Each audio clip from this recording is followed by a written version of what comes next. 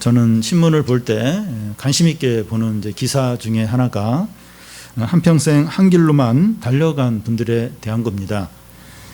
과학자든지 예술가든지 사학가든지 또 산악인이든지 운동선수든지 열정을 가지고 한 우물을 판 분들에게 뭔가 이제 특별한 것이 있기 때문입니다. 한 사람을 소개하면 그 신중현 씨라고 그 한국의 녹음악의 대표되는 분입니다. 그분은 이제 70세이신데 대학 내외 한 공연장에서 검색 이제 기타를 메고 몇 차례 이제 열정적으로 공연을 했습니다.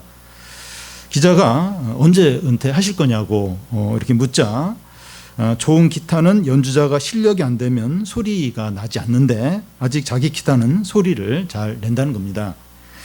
기타에서 더 이상 좋은 소리가 나지 않을 때 은퇴한다는 겁니다. 이 한 길만 열정적으로 달려가는 것이 왜 귀하고 가치 있는가 하면 이 한 길만 달려갈 때 고생을 많이 하지만 남들이 이루지 못한 훌륭한 일을 이루기 때문입니다. 신앙생활이 이와 비슷한 부분이 있습니다. 신앙생활에는 여러 가지 길이 있는 것이 아니라 한 길만 있습니다. 그리고 그 길은 좁은 길입니다. 좁은 길을 가다 보면 고생을 많이 하지만 그 길은 참된 길이고 생명의 길입니다. 창세기에 나오는 믿음의 족장들 아브라함이나 이삭이나 야곱이나 요셉은 하나님의 부르심을 받고 하나님의 주신 언약을 따라서 한 길만 달려간 자들입니다. 하나님의 백성은 말씀 때문에 희노애락을 다 경험을 하지만 결국은 승리하고 큰 축복을 받게 됩니다. 먼저 애굽 왕과 신하들이 요셉의 형들이 왔다는 소식을 듣고 기뻐하는 겁니다. 요셉이 형들 앞에서 자기가 누구인지 밝히고 서로 안고 입 맞추고 또 울 때 요셉 주위에 애굽 사람이 하나도 없었습니다. 그런데 요셉의 울음소리가 너무 커서 왕궁까지 들렸습니다. 그래서 애굽 왕 바로와 그 신하들이 요셉의 형들이 왔다는 걸 다 알게 됩니다. 주위 사람들이 어떤 사람의 가족에 대한 태도를 보면 그 사람을 어떻게 여기는가 하는 것이 드러납니다.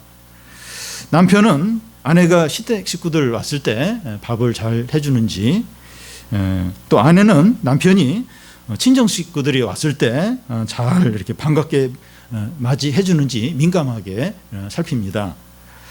이 식구들에 대한 태도가 결국 자기에 대한 본심이라고 여기기 때문입니다. 요셉의 형들이 왔다는 소문이 왕궁에 들렸을 때 왕과 신하들의 반응이 요셉에 대한 태도를 보여줍니다.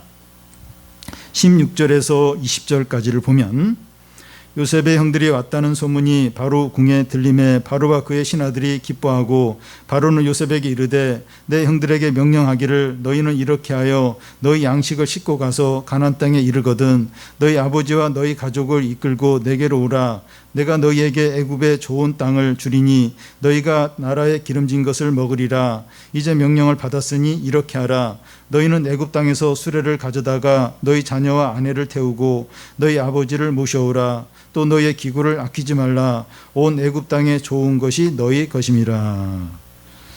애굽의 바로왕과 신하들은 요셉의 형들이 왔다는 소식을 듣고 크게 기뻐합니다. 바로왕은 명령하기를 양식도 가져가고 수레도 가져가서 가족들과 짐을 다 싣고 애굽으로 오라고 말합니다. 그러면 좋은 땅을 주고 기름진 것을 다 주겠다는 거예요. 바로왕은 요셉의 가족들에 대해서 인사치레로 한두 마디 하는 것이 아니라 아주 구체적으로 지시를 합니다. 요셉을 진심으로 존귀하게 여기는 마음이 이제 요셉의 가족에 대한 선대로 나타납니다. 왜 바로왕과 신하들이 요셉의 가족들에 대해서 이렇게 선대를 합니까? 요셉 덕분에 애굽 사람들이 살 수 있게 되었기 때문이죠. 바로왕뿐만 아니라 모든 신하들은 요셉을 구원자와 생명의 은인으로 여기고 있습니다. 그리고 야곱과 요셉의 형들은 요셉 때문에 애굽 왕과 신하들에게 큰 혜택을 보고 있습니다. 양식과 수레까지 보내면서 애굽에 이제 오라고 하고 좋은 땅과 기름진 것을 다 주겠다고 말합니다. 왕이 이제 형들을 이제 초청을 하고 있습니다. 그런데 요셉의 형들은 당황스럽고 또 송구스럽고 죄스럽기까지 이제 합니다. 형들이 한 것은 요셉을 노예로 판 죄밖에 없는데 요셉 때문에 이런 큰 축복을 받기 때문이죠. 요셉의 형들은 우리와 같아요. 우리가 이제 이와 비슷합니다. 우리는 하나님 앞에서 죄 지은 것밖에 없습니다. 그런데 예수 그리스도의 공로 때문에 천국으로 초청을 받고 있습니다.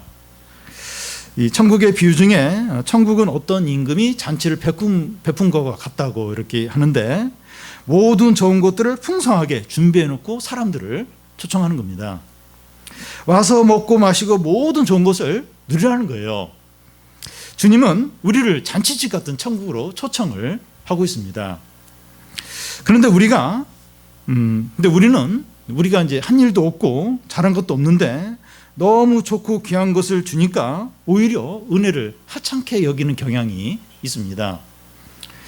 여러분, 세상에서는 뭐든지 다 돈을 줘야 돼요. 공짜가 없습니다. 다 돈을 이제 줘야 되는데 구원과 천국은 돈을 받지 않으니까 하찮은 것으로 여길 때가 있습니다. 우리는 오히려 하나님께 인심을 쓰듯이 예배를 드려주고 또 봉사를 할 때가 있습니다. 내가 한번 인심을 한번 써봐 이러면서 예배 한번 드려줄까? 모임에 한번 참할까? 이제 이런 생각을 할 때가 있습니다. 그런데 우리가 받은 은혜와 축복은 공짜가 아니라 하나님의 아들이 너무나 값진 희생과 죽음을 당하셨기 때문이죠. 절대로 공짜가 아니에요. 절대로 공짜가 아닙니다. 너무나 가치 있고 큰 것이기 때문에 은혜로 주는 것이죠. 이게 이 값싸서 이게 뭐 보잘것이 없어서 그냥 이렇게 공짜로 주는 게 아니라 이게 환산을 할 수가 없어요. 이게 너무 가치가 있어서 그래서 그냥 은혜로 주는 것뿐이지 이게 절대로 하찮거나 뭐 싸구려거나 절대 그런 것이 아니죠. 다음은 야곱이 요셉으로 인해서 만족하는 겁니다. 요셉은 바로왕이 명령한 대로 수레 양식을 치러서 그 형들과 함께 이제 보냅니다. 23절을 보면 그가 또 이와 같이 그 아버지에게 보내되 수나기 10필에 애굽의 아름다운 물품을 실리고 암나기 10필에는 아버지에게 길에서 드릴 곡식과 떡과 양식을 실리고. 아버지 야곱은 곧 애굽에 올 텐데 이 수나기 10필에 애굽의 아름다운 물품을 실어서 보낼 필요가 있습니까? 다시 애굽으로 돌아올 때 짐만 될 텐데 이럴 필요가 있었을까요? 요셉이 애굽의 수레들에 아름다운 물품을 실어서 아버지 야곱에게 보내는 이유는 형들이 요셉에 대해서 한 말이 사실이다 하는 것을 증거하기 위해서입니다.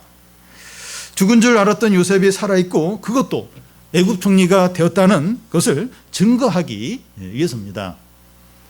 아버지 야곱이 형들이 하는 말만으로 믿지 못하니까 이 애굽의 물품들을 보고서 이제 믿을 수 있기 때문이죠. 애굽의 아름다운 물품들은 하나님이 하신 놀라운 일들을 증거를 이제 하게 됩니다. 하나님께서 복음을 전하시면서 많은 병자들을 고치고 이적을 베푸셨습니다. 병 고침과 이적들은 예수님이 전하는 복음이 참되다 하는 것을 증거합니다. 사람은 연약하고 믿음이 없기 때문에 말씀만은 믿지 못해요. 그러니까 눈으로 봐야 이제 믿기 때문입니다. 그래서 하나님께서 우리에게 말씀만 주시는 것이 아니라 기도응답과 선물들과 좋은 것을 허락하십니다. 그 이유는 하나님의 말씀을 더 잘 믿도록 하기 위해서입니다. 그러니까 말씀은 안 중요하고 이런 기도응답이나 선물이 중요하다. 그래서가 아니라 말씀을 더 잘 믿도록 그러기 위해서 이제 이런 선물들, 기도응답을 주시는 거죠. 그래서 우리는 기도응답이나 선물에 마음을 빼앗기는 것이 아니라 말씀을 더욱 확신을 해야 됩니다. 더 하나님을 신뢰하고 더 사랑하고 말씀을 더 의지하는 기회로 삼아야 되죠. 아직도 해결되지 않은 어려움들이 있을 수 있지만 하나님을 더 바라보고 더 이제 신뢰를 하는 거죠. 왜냐하면 이미 이루어진 기도응답들과 작은 선물들이 하나님께서 우리와 함께 하신다. 우리가 믿는 믿음이 절대로 헛되지 않다 하는 것을 증거하기 때문이죠. 그래서 참 하나님이 주신 것들, 이런 안정들 또 선물들 그거에 우리가 마음을 빼앗기지 않도록 그건 다 증거예요. 증거. 하나님과 하나님 하는 약속들과 또 앞으로 누리게 될 엄청난 축복들의 증거들이 증거. 증거들로 이제 봐야 합니다. 요셉의 형들은 아버지 야곱에게 이 사실을 빨리 알리고 싶었을 겁니다. 26절에서 28절까지 보면 알려 이르되 요셉이 지금까지 살아있어 애굽의 총리가 되었더이다. 야곱이 그들의 말을 믿지 못하여 어리둥절하더니 그들이 또 요셉이 자기들에게 부탁한 모든 말로 그에게 말하되 그들의 아버지 야곱은 요셉이 자기를 태우려고 보낸 수레를 보고서야 기운이 소생한지라. 이스라엘이 이르되 조카도다. 내가 아들 요셉이 지금까지 살아 있으니 내가 죽기 전에 가서 그를 보리라 하니라. 아버지 야곱은 요셉이 살아 있고 또 애굽의 총리가 되었다는 말을 믿지 못하고 어리둥절해합니다. 여기 어리둥절한다고 하는 것은 기절하는 거, 또 혼란 가운데 빠지는 것을 말합니다.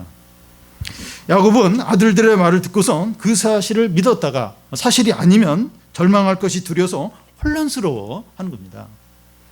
그런데 아들들이 재차 요셉의 이야기를 하고 또 요셉이 보낸 수레와 아름다운 물건을 본 후에야 그때서야 믿고 새 힘을 얻습니다. 야곱이 하는 말이 무엇입니까? 조카도다. 이제 만족이 된다는 거예요. 요셉이 지금까지 살아있으니 내가 죽기 전에 그를 보리라 합니다. 46장 30절에 보면 이 아버지 야곱이 애굽에 가서 요셉을 만나게 되는데 그가 이제 무슨 말을 하는가 하면 내가 내 얼굴을 보았으니 지금 죽어도 조카도다 이렇게 합니다. 야곱은 이 죽은 줄 알았던 요셉이 살아있고 그 요셉을 만나자 조카다 하면서 이제 죽어도 아무런 부족함이 없다 그렇게 말합니다. 아버지 야곱은 요셉을 만나면서 진정으로 만족하고 행복하고 기뻤습니다.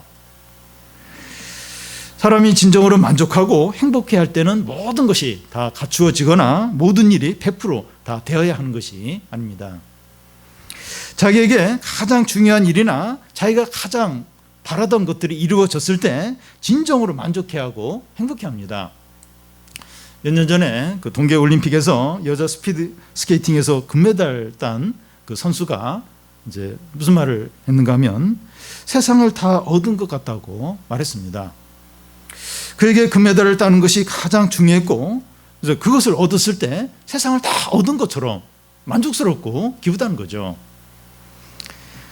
그런데 이 그리스도인에게는 이보다 더 큰 만족과 기쁨이 있습니다. 사도행전에 보면 제자들이 대제장들에게 붙잡혀서 채찍질 당하고 죽음의 어떤 위협을 받는데 기뻐해요. 또 바울은 감옥에 갇혀서 막 또 거기서도 채찍질 당하는데도 막 찬양을 하면서 기뻐했습니다.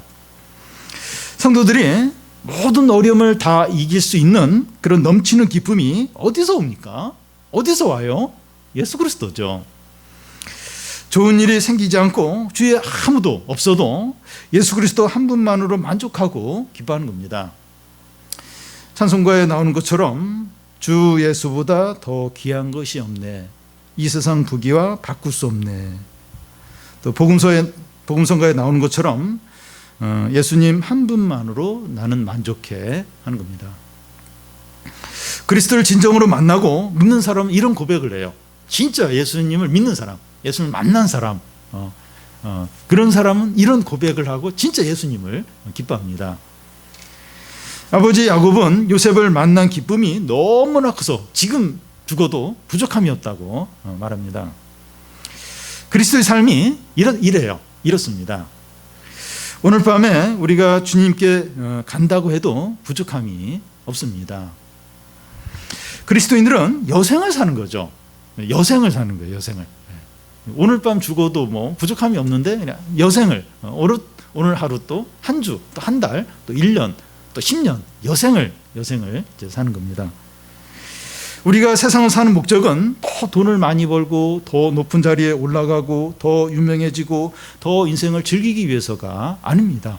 물론 뭐 그런 부분도 뭐 재미도 있고 만족도 있지만 이게 사는 진정한 목적이 아닙니다. 우리는 이미 그리스도 안에서 모든 좋은 것을 다 얻었고 다 이루었습니다.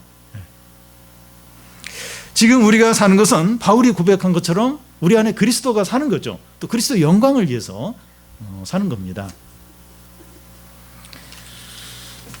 다음은 이제 마지막인데요. 하나님께서 야곱에게 나타나신 겁니다. 오래전에 야곱의 할아버지인 아브라함은 가나안의 기근이 닥치자 애굽으로 내려가게 됩니다. 그때 그는 하나님께 묻지 않고 살기 위해서 약속의 땅을 떠났다가 애굽 왕으로부터 아내를 빼앗길 뻔한 위기를 겪었습니다. 지금 야곱은 이 가나안을 떠나서 애굽으로 내려갈 그런 상황입니다. 그가 애굽에 내려갈 이유는 아브라함의 경우보다 더 분명했어요. 더 내려가는 게 하나님의 뜻이라는 생각이 더 드는 그런 상황입니다. 가나안의 기근이 심하게 들었을 뿐만 아니라 요셉이 살아있고 또 요셉이 초청을 했기 때문입니다. 그러나 야곱은 필요와 상황 보고 행동을 하지 않고 예배를 드리며 하나님께 묻고 있습니다. 이 부분에 있어서는 아브라함보다 더 훌륭해요.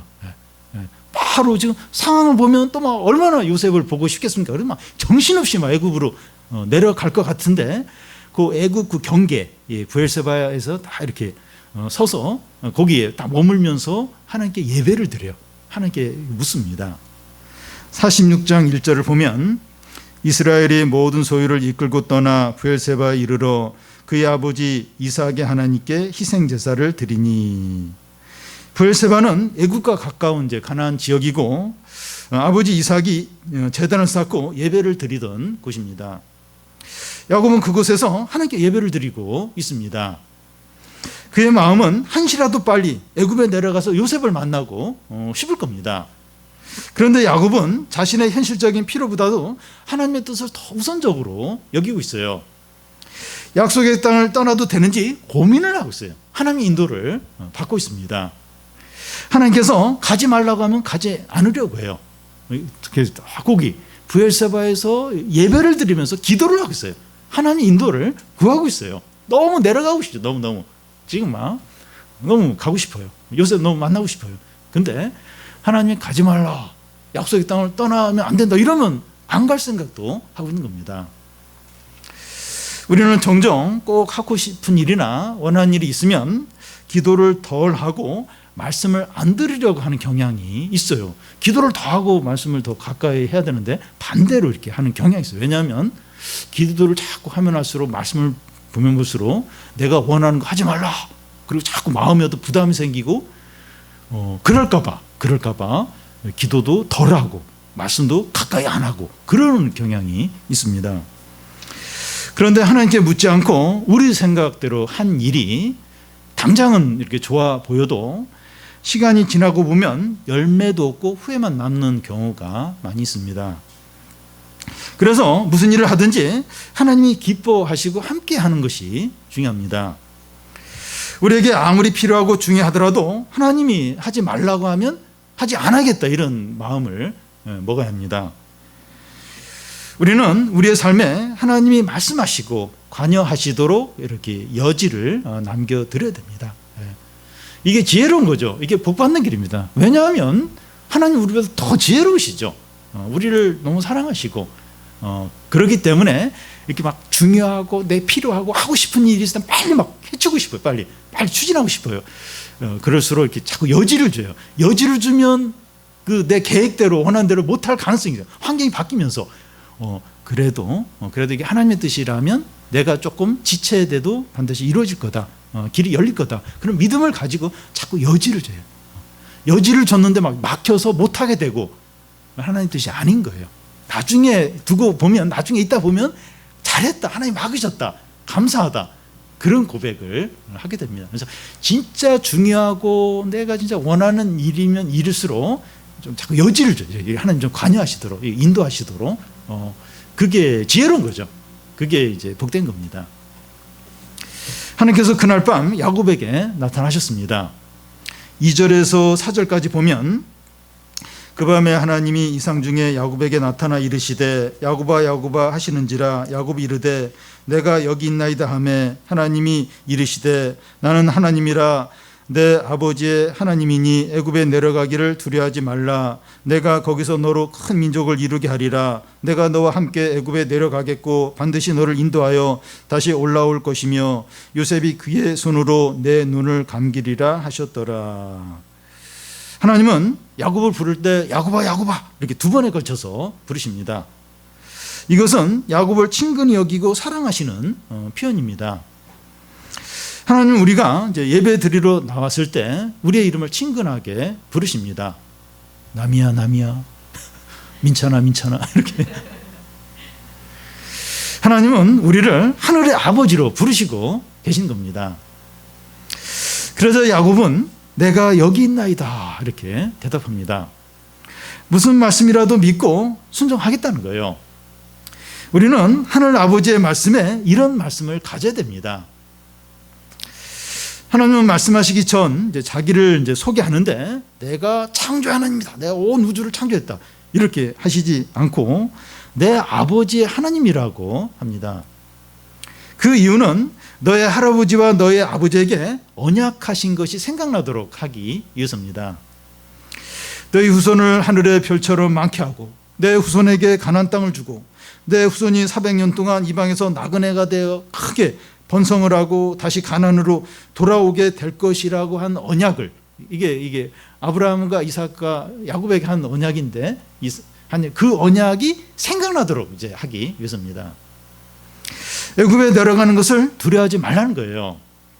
내가 너와 함께 내려가겠다는 거예요. 언약에 따라 내가 애굽에서 큰 민족을 이루고 내가 너를 가나안으로 돌아오게 할 거라는 겁니다. 야곱의 후손이 큰 민족을 이루고 가나안으로 다시 돌아오는 것은 400년 후의 먼 미래입니다. 그런데 야곱은 하나님의 약속을 믿고 순종해서 내려가게 됩니다. 야곱은 죽을 때 그 하나님의 언약을 확신하면서 자기를 애굽에 장사 지내지 말고 가나안에 묻어달라고 요셉에게 유언을 합니다. 이렇게 이것도 다 이렇게 이 언약에 따라서 언약을 믿고선 이제 자기 장래에 대해서 이렇게 요셉에게 유언을 이제 하게 되는 거죠. 하나님은 우리가 하나님 나라와 하나님의 뜻에 대한 기대와 소망을 갖기를 원하십니다. 그런데 우리는 현실적인 문제와 개인적인 일에 지나치게 매여서 이 하나님의 뜻에 대해서 무관심할 때가 많습니다. 우리가 에베소서 그 오전에 말씀을 보면서 눈에 보이지 않지만 사단과 이 약한 영이 이렇게 우리를 대적하고 역사를 한다 그렇게 했는데, 이렇게 눈에 보이지 않지만 사단이 이렇게 역사를 해요. 근데 눈에 보이지 않지만 하나님 나라가 있는 거예요. 성령이 역사를 하고 하나님의 은혜가 있고 하나님의 인도가 있다는 겁니다. 근데 우리는 너무 바빠가지고 하나님 나라, 또 하나님 인도하심을 이렇게 잊어버리고 무시할 때가 많습니다. 그런데 우리는 현실적인 문제만큼 하나님의 뜻과 하나님 나라에 대해서 관심을 가져야 됩니다. 그러니까 이 현실의 문제도 실제하죠. 근데 하나님 나라도 현실의 문제만큼 실제하다는 거예요. 그래서 이 하나님 나라와 하나님의 뜻에 대해서도 많은 관심을 가져야 합니다. 아브라함과 이삭과 야곱과 요셉은 하나님의 언약의 말씀을 듣고 그 언약에 따라서 살았습니다. 요셉은 자기가 죽을 때 어떤 유언을 하는가 하면 하나님이 너희를 애굽에서 나오게 하셔서 가나안으로 들어가게 하실 때 그때 내 유고를 가나안에 묻어달라고 합니다. 하나님의 언약을 들은 모든 믿음의 사람들은 그 언약을 삶의 중심에 두고 살았습니다. 언약? 이거 먼 미래 일이고 하나님 나라? 이거 안 보이지 않아? 이거 없는 거 아니야? 그렇게 하지 않았어요. 이 믿음의 사람들은 언약, 하나님 언약을 삶의 중심에 두고 그 언약을 중심으로 하나님 나라 중심으로 살았습니다. 그 언약 때문에 아브라함은 고향 친척을 다 떠나서 나그네로 평생을 살았고, 그 언약 때문에 이삭은 우물을 빼앗기면서 싸우지 않고 평화의 사람으로 살았고, 그 언약 때문에 야곱은 형 에서에게 죽임을 당할 각오를 하고 약속의 땅으로 돌아왔습니다. 모든 믿음의 사람들은 언약 때문에 남들이 겪지 않아도 되는 고난과 어려움들을 당했습니다. 그들은 언약이 성취되는 것을 다 보지 못했지만 그 언약이 성취될 줄을 확신하고 그 밑에 후손들이, 자녀들이 이 언약에 따라 살도록 그 징검다리 하나 놓는 그런 생을 살고서 이렇게 생을 마감을 했습니다. 야곱은 환상 가운데서 하나님의 말씀을 들은 후에 그의 모든 가족들과 가축들과 재산을 다 가지고 애굽으로 내려가게 됩니다. 그때 야곱의 가족은 70명이었어요. 이 70명이 이제 400년 만에 큰 민족이 되고 그들이 다시 가나안으로 돌아와 그 땅을 차지한다는 것은 불가능하게 보입니다. 그런데 하나님의 언약대로 이 모든 일이 다 이루어진 것을 우리는 알고 있습니다. 출애굽기에 보면 그래요. 400년이 되는 그 날에 이스라엘 백성들이 이제 애굽에서 나오는 그런 이제 말씀이 있고 또 실제로 그렇게 된 것을 알고 있습니다. 오늘날 많은 크리스찬의 불행과 비참의 원인은 하나님 나라와 하나님의 뜻에 관심이 없기 때문입니다. 그러니까 사단과 이 악한 영의 어떤 거기에 대해서도 관심이 없어요. 그거 없다고 무시를 하고 또 하나님 나라와 성령의 역사와 하나님의 은혜가 있는데 그것도 관심이 없어요. 그것도. 거기에 오늘날 이 크리스찬들의 비참함과 불행의 원인이 거기에 있습니다. 너무나 바쁘고 현실의 문제에 빠져 있기 때문에 하나님의 뜻을 묵상할 시간이 없어요. 그 나라를 위해서 기도할 여유가 없는 겁니다. 믿는 자들의 무기력과 침체의 원인은 하나님 나라에 대한 열심과 확신이 없기 때문입니다. 그러니까 보이는 게 전부인 거예요. 보이는 게. 믿는 사람이라는데 이 하나님 나라와 하나님 인도와 하나님의 뜻과 또 성령의 역사와 여기에 대한 열심이 없어요. 기대가 없어요. 그러면 이제 무기력한 거죠. 기쁨이 없는 거죠. 기쁨이. 제가 지난 3주 동안 이렇게 막 무기력하게 의욕도 없고 막 그렇게 지냈던 이유가 이 코로나로 어려운 상황만 자꾸 본 거예요. 자꾸. 그게 막 너무 크게 와 닿으니까 그렇게 힘이 없는 거예요. 기쁨이 없는 거예요. 자꾸 이렇게 침체에 빠지려고 했던 겁니다. 근데 그렇게 하지 않으려고 그래요. 이 사단의 이런 충동질과 또 사단의 어떤 유혹들 이거와 싸울 거고 더 하나님 나라와 또 성령의 역사와 그것도 실제하죠. 실제. 그걸 이제 바라보고 그걸 더 이제 의지하려고 그래요. 그리고 그걸 바라면서 더 소망과 이렇게 또 열심을 내려고 합니다. 하나님 나라 입장에서 자신의 삶을 바라보지 못하기 때문에 절망과 침체에 자주 빠지는 거예요. 자주. 그러니까 지금 이거 어려움만 보니까 이 현실만 보니까 자꾸 이제 낙심이 되고 무기력하게 이제 되는 거죠. 그러나 이제는 하나님 나라와 하나님의 뜻을 우리의 삶의 중심에 두시기 바랍니다. 말씀을 듣고 묵상할 때 이 하나님 나라의 영광과 또 승리와 축복을 더 바라보시기를 바랍니다. 이제 우리 모두가 예수 그리스도를 사랑하고 또 신뢰하고 즐거워하여 조카도다. 이제 죽어도 조카도다. 이런 고백을 다 하시기를 바랍니다.